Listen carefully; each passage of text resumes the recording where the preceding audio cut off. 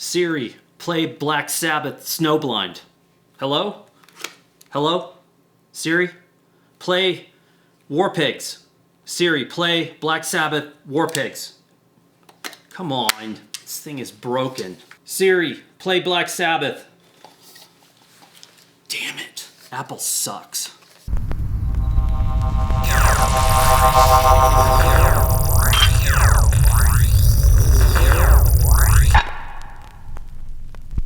Building a brick house, people. Building a brick house.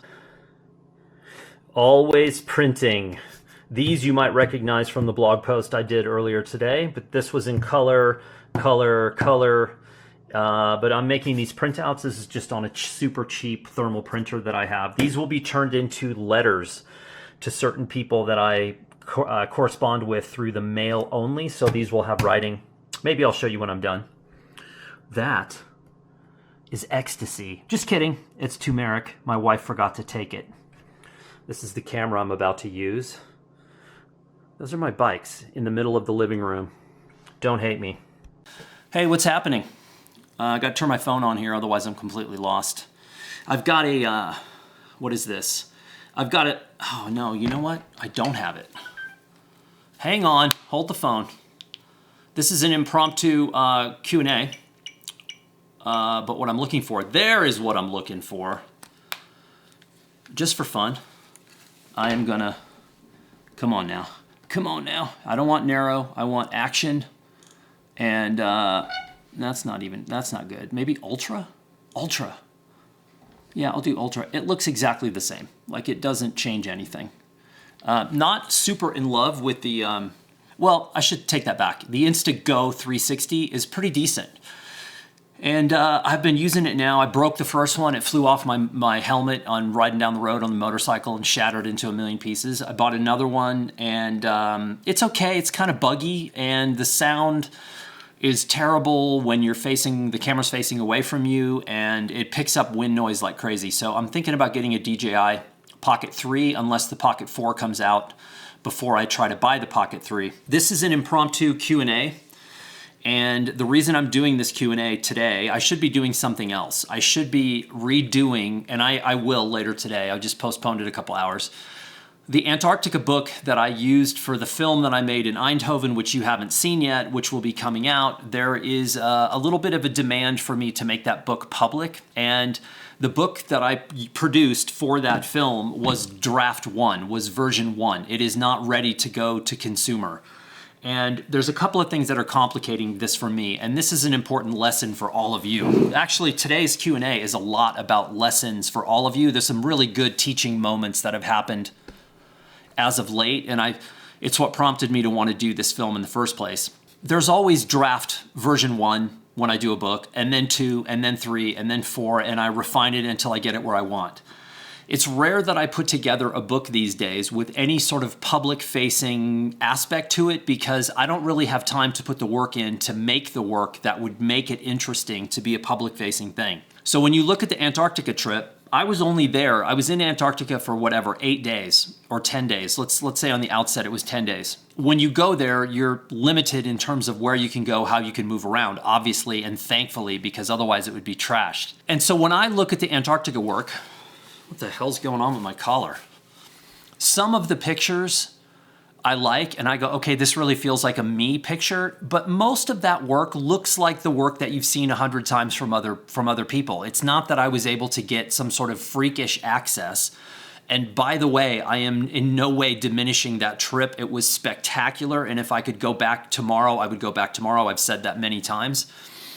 But it's not like I reinvented the photographic wheel by going down there and making those pictures. So it's hard for me to look at that work and say, wow, this is what I really want to put my eggs in that basket.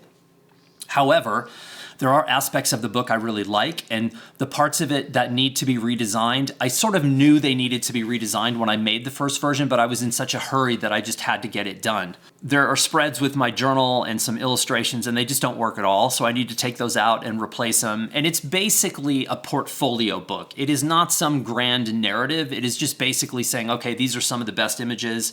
There are certain design aspects to it that are consistent with what a portfolio is and not consistent with what a narrative book would be. So there's a big difference there. I could talk books all day long, and I typically do because I work for Blurb. Yesterday, I spent an hour and 40 minutes on the phone with a photographer who is in the process of making 2 books with us, a hardcover sort of coffee table style and then a trade book in volume. So both of those books are going to be printed through our volume operation, large order services, where she'll be able to get some customizations and move forward with those. But I spent an hour and 40 minutes on the phone with her yesterday trying to help her through.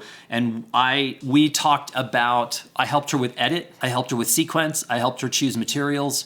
We talked about the cover, we talked about the back cover, we talked about the type treatment on the front cover, we talked about the title and the subtitle has become the title. So it was a really interesting conversation. I wish everyone could be privy to that, but that's not something I can make public. But that's a big part of my job, is working with people on these special projects, photographers who are professionals who are moving forward with some sort of printing or publishing project using Blurb or using Blurb in part.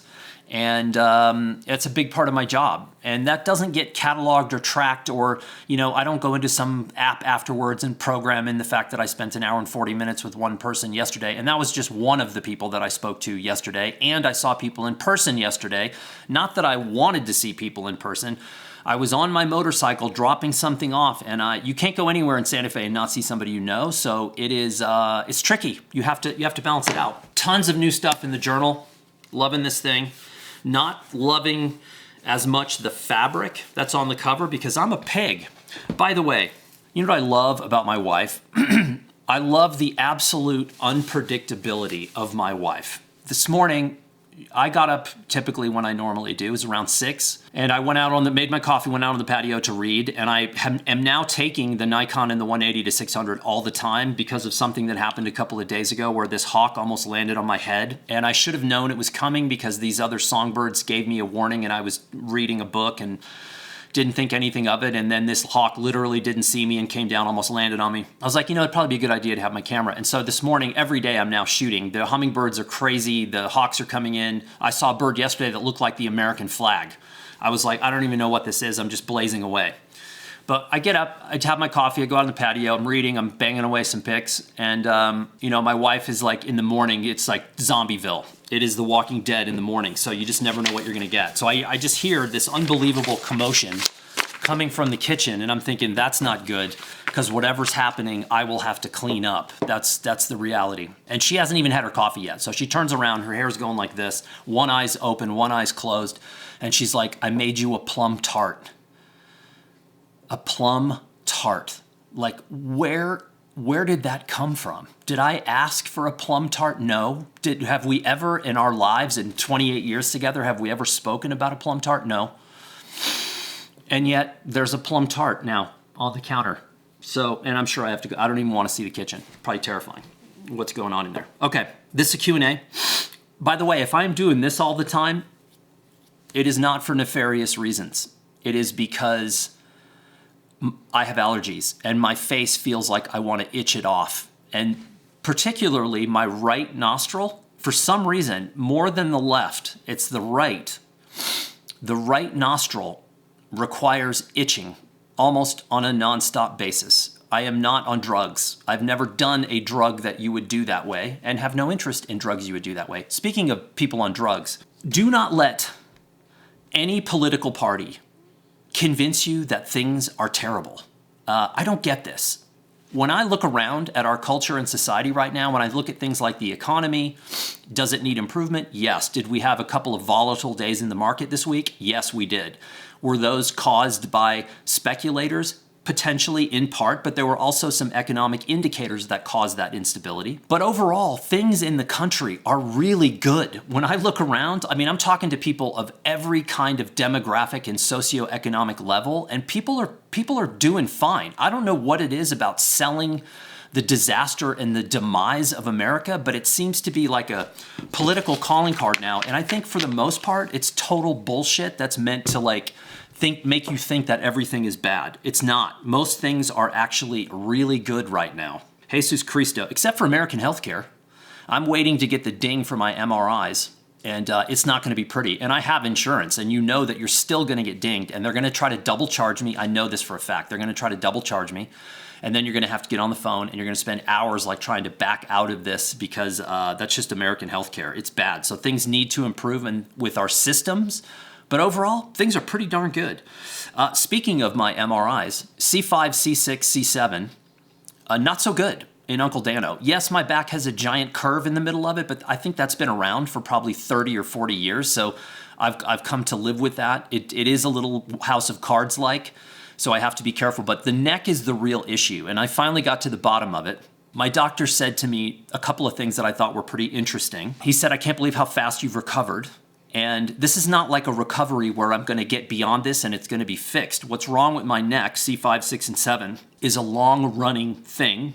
Spinal stenosis is part of it, but they're bulging discs, bone spurs, and arthritis. And it's basically backed up my C7 vertebrae right into my spinal column and my spinal cord. So it's, you know, that sort of foundation of spinal fluid around. When you get to 5, 6, and 7, you see where it crushes down like this, where the discs are bulging.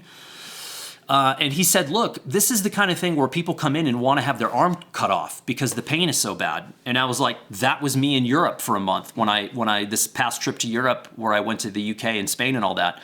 That's the kind of pain I was in every single night. And so, you know, I would wake up in the middle of the night and this arm was hurting so bad, I just was like beside myself with pain, and I would have to lay down on the floor and get in some weird position to get it to go away. So I am not doing shots, I'm not doing surgery, I'm gonna rehab the hell out of it, and I'm gonna get in the best shape that I've ever been in my life, and that is a mission. So just an update there, health-wise. I guess we're, 19,000 minutes in? 11 minutes in, and I haven't gotten to the first question. That does not bode well for finishing this. But I don't care. It's my Q&A. Some really good ones this time. I mean, really good, but there's a couple of statements. And again, this is not just about photography. I can't do that anymore. I can't be the person who just geeks out over photography all the time. I don't even hang out with people who do that anymore. I need more of a range. Maybe it's because I'm old, or maybe it's because I'm dumb. I don't know. There could be a combination of the two. The first thing is more of a statement than a question. See? Numero uno. Oh, my nose itches. And when I ride the motorcycle, if I leave my visor up and the wind is just blowing into my face, by the time I get home, I just want to like claw my face off.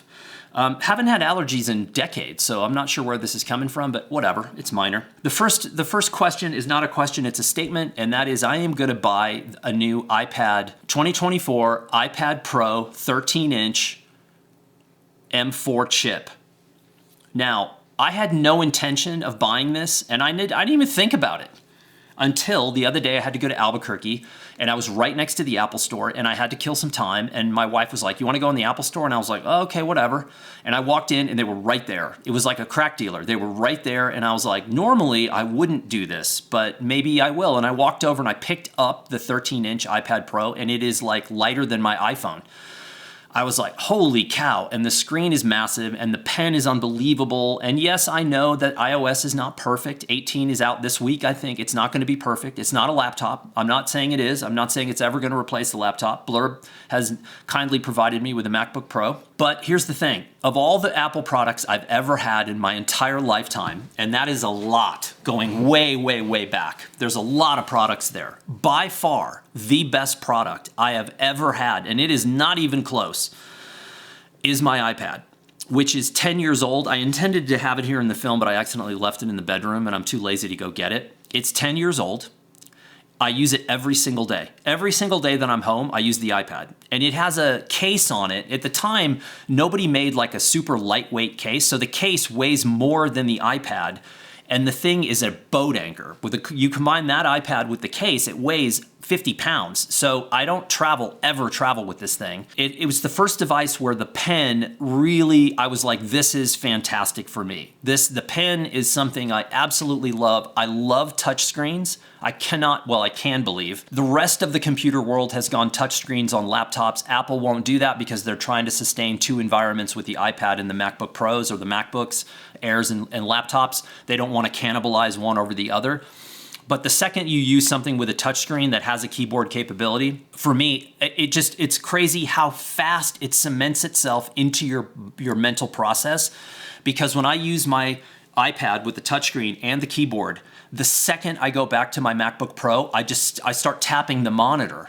And I'm like, oh God, I forgot this is not a touchscreen. So I'm gonna buy this, but I have goals, right? I don't buy this willy-nilly, and I am not buying this to watch movies on. That's just, in my opinion, I get it. It's better than staring at the seat back in front of you, but that's not why I buy an iPad. They are the ultimate consumer machines in terms of consuming content. They have historically been less so for creating content, but that is really changing. And that's changing because of the iOS, that's changing because a lot of the updates, and also things like the Magic Keyboard, which again, not perfect, overpriced. What's Apple that isn't overpriced? So that's just a name of the game. But I have goals specific to this device. I am constantly trying to, I need to add one in here, I forgot. I'm using MILNOR, by the way, which I really like. And like Elena and I have a Japan whiteboard going that she can access. So I created it, but we both access it, and we're both adding things in and out of that MILNOR whiteboard all the time for the upcoming Japan workshop. And we also have one for the upcoming Berlin workshop, which, by the way, I posted on my site yesterday on shifter.media about the Berlin workshop, and that is something we're going to talk about in a minute because there is a major teaching opportunity here. So let's get back to the iPad. I'm buying this because there's 4 or 5 things I want to learn, and I'm using the iPad to learn them. Number one, I have a motion goal of cutting films on the iPad. Is it a laptop? No. Is it a freaking full-on workstation? No. But you've seen the films I make. They're not complicated. I want to be able to cut films with Final Cut Pro app and again, I don't know Final Cut Pro, and I want to know it, and I know that the iPad version is a dumbed down version of the main version, so that's perfect for me. Dumb camera, dumb software, dumb me. Perfect. The second goal I have with this, come on now, come on iPhone. I gotta fill it. iPhone's running a little low on gas. I gotta fill it up. Diesel, takes diesel. I have a motion goal. I have a still photography goal, which I'm not gonna bore you with, but the iPad is definitely useful for this, and I wanna learn something new. I have an art goal. I have an organizational goal. I have a book editing goal that I'm using the iPad for. Yes, you don't know anything about this, but it's coming, and I know about it, and you don't, and it's a secret, and I'm not telling you, and it's because I'm special and cool, and you're not. And then I have what the hell did I just added this and it makes no sense. There's another goal for the thing and I don't know what it means. I wrote laptop. That doesn't make any sense at all. Oh well. So that's what I'm gonna do. I need to wait until I'm home long enough to buy this thing, but it's coming. It's coming, and then I'm probably gonna trade in my old iPad, or if my wife finds out that I'm doing this. By the way, she was with me. And if you want to see something funny, you take my wife into an Apple store. So my wife is older than I am, and I'm 55. I'm not going to tell you her exact age, but it's older. And then you take the 21-year-old unsuspecting Apple employee that has to deal with the two of us. And my wife is coming in like a Cat 5 hurricane. There are questions spewing out in 360 degrees at 500 miles an hour. And she's not super techie. So I'm looking at the face of this 21-year-old Apple employee and I'm thinking, you have no idea the lottery number that you just pulled when we walked in here. And my wife gets so excited and is going so fast. And she's like, you're going to buy one. What about me? What am I going to get one? Are you going to get one? You get the black one? I'm going to get the white one. It's like an auctioneer at a cattle auction. And anyway, she will simultaneously condemn me for buying this, but then will try to hog this device as soon as I get it. So I know what I'm in for. Let's go to point 2. Every time I have to do this because the glasses are like coding up on me. So just very quickly, I have a Honda XR150L. I talked about this last time. The Himalayan is for sale in Albuquerque on consignment. The Honda is fantastic. It is so small and so light and so nimble and so easy to work on. I've rejetted the carb twice. I've done a bunch of different things to it. But somebody was asking me about this. When you buy a motorcycle, unless you're buying a very expensive $15,000, $20,000 motorcycle, most of the time these bikes, whether it's a dirt bike, a dual sport, whatever, they come with really crappy components. It's a lot like the bicycles. The bicycle bars, the seat posts, the seats, the pedals that come on most bikes, even really expensive bikes, like $10,000 bikes, most of the time, those pieces of equipment or those items are crap and they immediately have to be replaced. So motorcycles are no different. So these are what I have done so far. Not all these have been installed, but they should be within the next couple of weeks.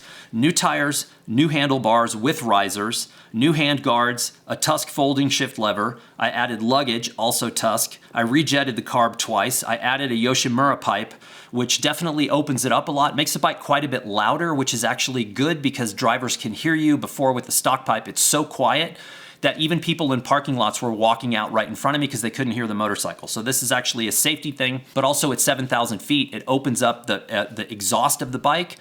And then I did an airbox mod that allows more air into the carburetor, which is trying to balance out with the exhaust. So I'm trying to give it more. I actually had to rejet back to the original jets because at 7,000 feet, I cannot pump enough air into the airbox to compensate for the extra fuel. So I had to go back. What else have I done? Hang on, hold the phone, Chuck. Mix the tuna in the can. Yoshimura pipe, I added a tank bag, a skid plate, a magnetic oil drain plug, and new foot pegs. The foot pegs that came with the bike are the size of my thumb. They're absolutely a joke, which is true of almost all these dual sport bikes. And eventually I will exchange the headlight for an LED headlight, which is much brighter. And on a motorcycle, the brighter you are, the more garish you are, the easier it is for people to see you. Now, this is a very, very slow motorcycle.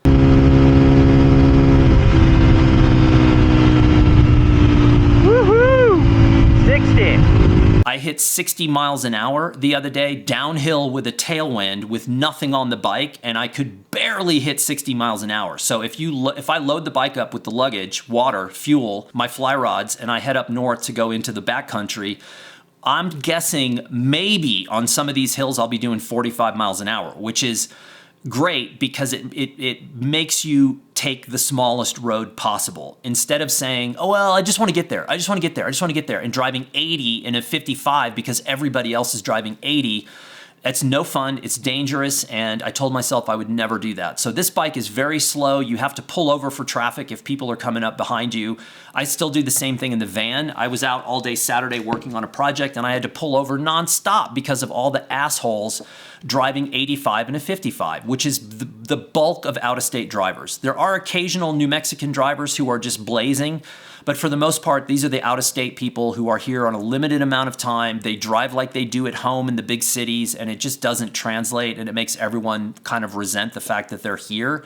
Even though if they weren't here, the tourism industry, the dollar, which is the reason why they're tolerated, is because they're bringing money, and there'd be a lot of people, a lot of people in real financial trouble was the tourism industry not be where it is right now.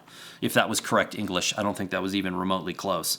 So I cannot wait. The bike's a blast. It's also dirt cheap. Okay, this is where we get good here. This is number 3, and this is due specifically for the blog post that I did yesterday, which is about Elena and I announced the workshop in Berlin for March of next year, March of 2025, March, I believe it's 1 through 9. And I did this post, which talked about why we are doing the workshop March 1 through 9. And I got some comments from people that to me were kind of, well, they're good. Any comment's a good comment. But I specifically stated in the blog post why we were going in March. Number 1 is March 1st is the beginning of European Month of Photography Berlin. This is a huge photographic event which coincides exactly with the timing of our workshop, which means there are lectures and panels and openings and photo everything all over the city. Now, I've not been to European Month of Photography Berlin before, but I've been to things like Head On in Australia and Contact in Toronto, which are very similar. They're events that run for a month,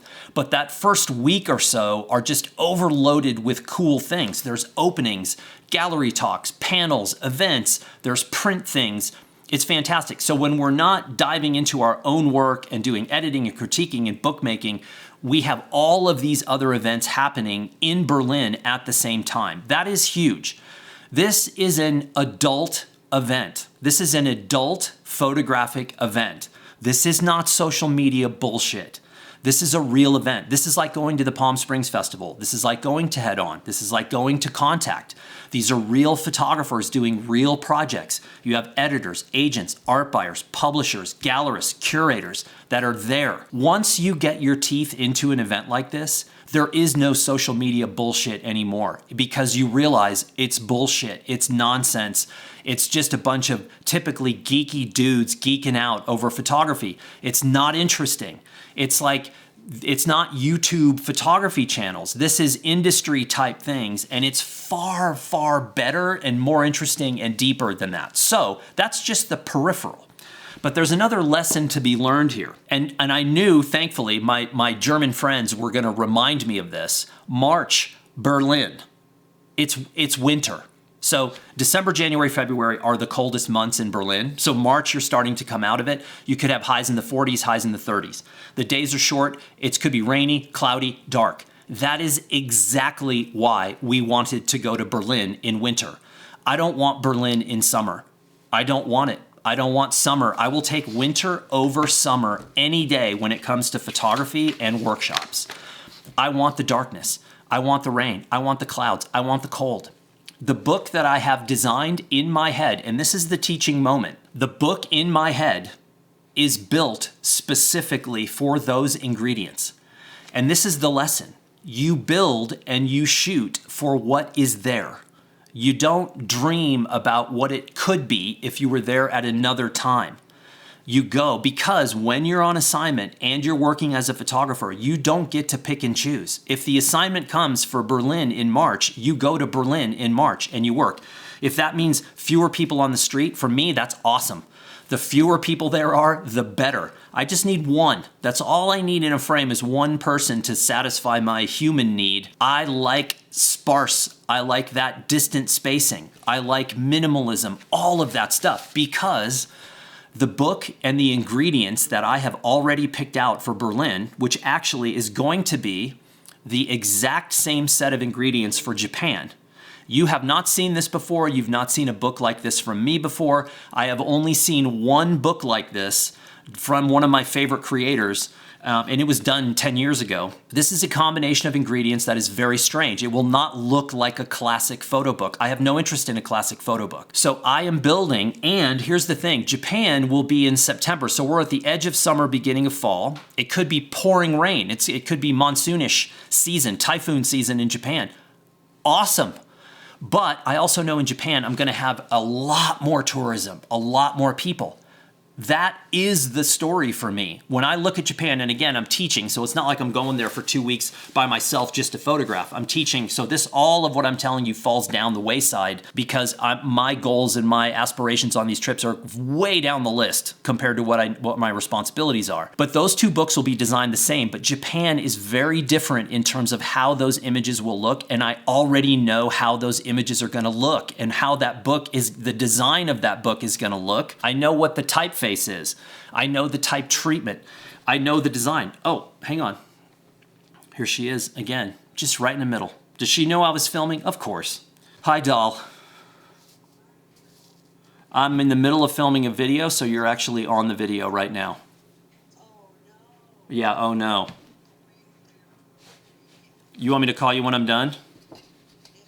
Okay. Bye. Bye, everyone. Bye.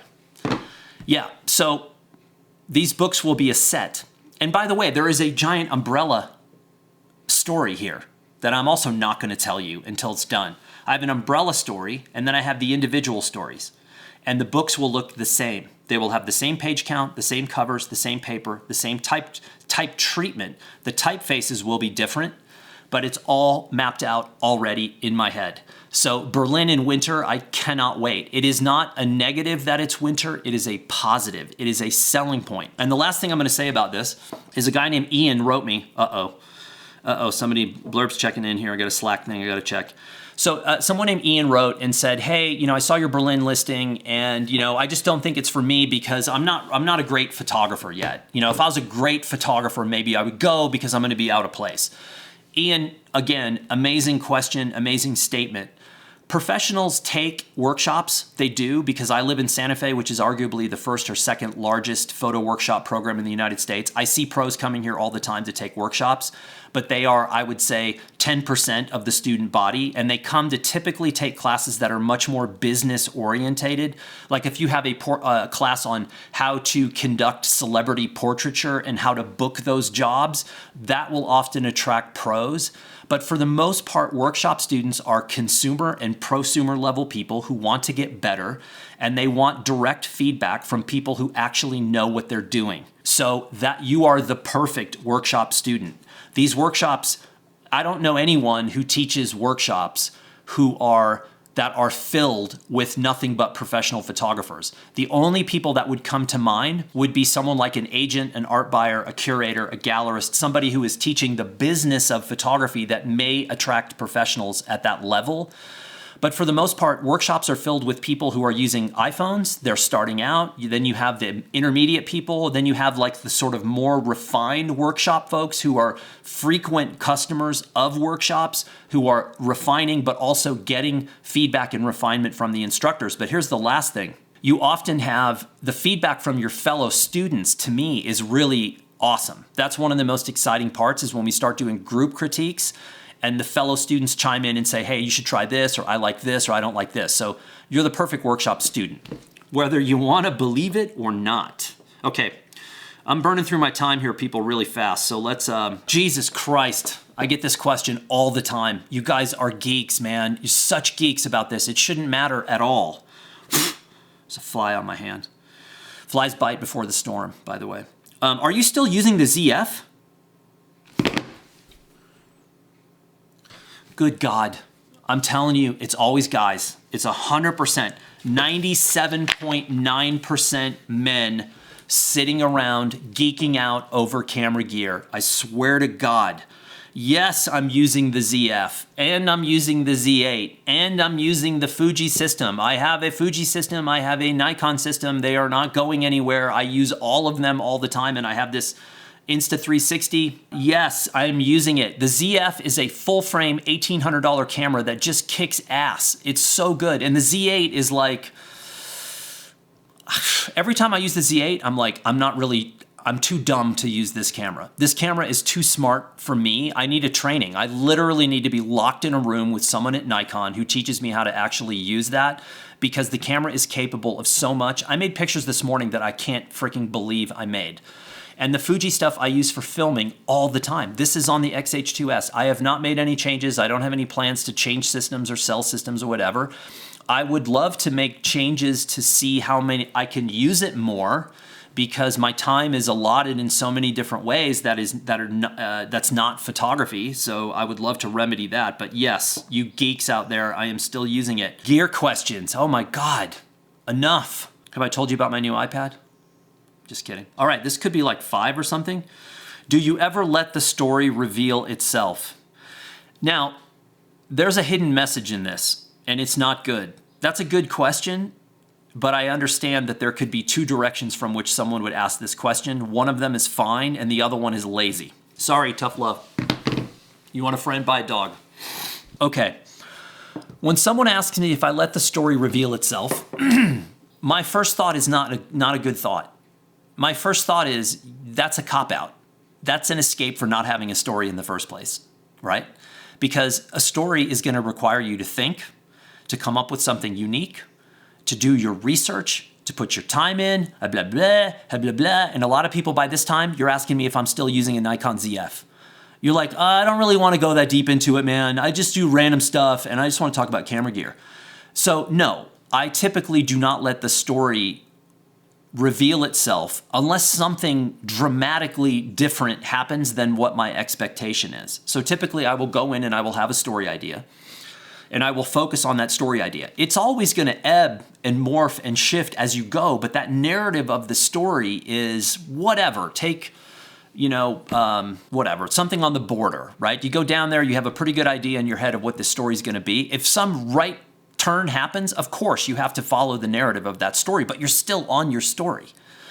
What I see people doing when they ask me this question a lot, and I don't know who asked it, and this could be a complete misappropriation of what your ideology was behind this question, But that is often used by people to say, well, I don't really do any research. I just let the story go where it is. That's lazy. That's bullshit. That's amateur hour. Okay, I've heard this 1,000 times. I've heard every excuse in the book. I've seen, it's the people that say, well, I don't, my pictures are composed pictures. Yeah, spontaneity is not my compose. It's because you're lazy and you're standing there with your camera out like this, shooting frozen subject matter because you don't know how to shoot anything spontaneous. Damn it. You know what I'm saying? So short answer is pretty much no, unless there is a right turn. Like you're doing a story about the local sheriff and then it turns out that the sheriff is the head of the cartel. And then you'd be like, oh, that's kind of a different thing, but I'm still doing a project on the local sheriff, whether or not he's the cartel head or not. I'm still doing it on him. So your story is the same, but you are adapting to where that story is leading you. But you came up with the story and you did your research and you got your access and you put your time in. Those are the things that you can't weasel out of, because I know some of you are out there weaseling out of it. You tell me. I see it in your comments. You can run, but you can't hide. Okay, question number 6. I'm just going to say, I don't know if it's 6 or not. How to best subscribe to my site? I have no idea. I think my site used to have an RSS feed, but I don't think it does anymore. You can sign up for the newsletter I've never sent. I've still never sent it. I've been threatening. I'm way too busy now to really do anything. My goal, I know what the goal is. I have the whole thing mapped out. When I'm ever going to get to this, I have no foggiest idea. But I don't really know. I would just keep checking back. I know that's terrible, but that's the world we live in. Remember, the world is terrible. Everything is falling apart. I told you that at the very beginning. 7, are one-frame moments more worthy than other images? No, they're different. I mean, a one-off image that's like life-changing, yeah, that feels particularly good. And those tend to have a lot of impact, but a narrative set of images that maybe don't have a one-off home run in the middle, but tell an amazing story, that's on par equally. They all work differently. So it's a different mentality to walk around shooting one-offs than it is to walk around working on a narrative. I, from day one, have always done narrative. I don't know why that was so appealing to me from day one, but it was and it still is. I'm not going to turn down a one-off image. That's why I always have a camera with me at all times. And not just my phone. Again, lazy people, just taking a phone. I always have a camera. I'm not opposed to one-off at all. And the people who are really good about hunting one-offs, that is a specific skill. That is fantastic. In the newspaper world, most assignments you had to deliver in a single image. So you had to really go for that one-off per assignment. But there were also people, like we had this thing called wild art, where if the paper had a hole and you need to fill a hole with some visuals, you had to like wild art. And these are one-off standalone images. And there were people at the paper who were just masters, like masters. If you 911 paged them at 3:15 and said, I need a one-off by 3:30, they'd have it. And me, I just like pulled my hair out. I wasn't great at that. Occasionally I would get one, but I would, for every one of mine, they'd come back with 10. And they could do it time and time again on deadline. That's a super unique skill. I have a great appreciation for that. But I wouldn't necessarily worry about ranking where your images go in terms of one-off. I would just work on story and trying to make the best pictures you possibly can. Because it ain't easy. Regardless of what Instagram and YouTube tells you, great photography is incredibly rare. It is, that 5% at the top is so infrequent now. It is so incredibly rare because there is so much derivative nonsense being done. And also there's a lot of people who are writing on concept with no good work. And they're trying to get to that top 5%, because if somebody in the art world says that you're valid and you've now landed in that top 5%, you can make a career on that. So there's a lot of people striving for that. But hey, what do I know? Number 8, how do I use magazine templates? I don't typically use templates, I make my own. So you can use magazine templates in Blurb. There's a whole set of them there for you. And they're just starting points. No matter what's in the template, you can move it around or delete it or change the color, whatever the heck you want to do. A lot of snooty people are like, I'm too sophisticated for templates. Oh, I couldn't possibly be bothered with a template. Do you have any Grey Poupon? They're obnoxious, and there's nothing wrong with starting with the template. In fact, if you've ever seen like an editorial designer, half of what they do is based on what they've done before. That's a template. So don't be obnoxious. There's too many of us around, too many of us cocky, obnoxious shits around already. So we don't need more. So yeah, that's how I would use a template. This next one, 8 maybe. Quick question: what is the best place to learn about Blurb and making a magazine? I have made a trade book, and trade books have opened doors for me. Thanks for doing videos on that. Blurb has a whole YouTube channel that has a ton of tutorial films, and I've done a zillion things about doing magazines on Shifter. You could just go in there and type Blurb magazine in the search field and bring up a ton of different posts. That's what I would do. This is a really good question, and we're at 40 minutes. I should save these. I'm going to save these for the next one because these next 3 are awesome. And a lot of you are never going to make it this far, and they're going to get wasted. So we're going to stop here. That's all I know. For now. I'm sweating. It's hot. We're still hot here. My face is itchy.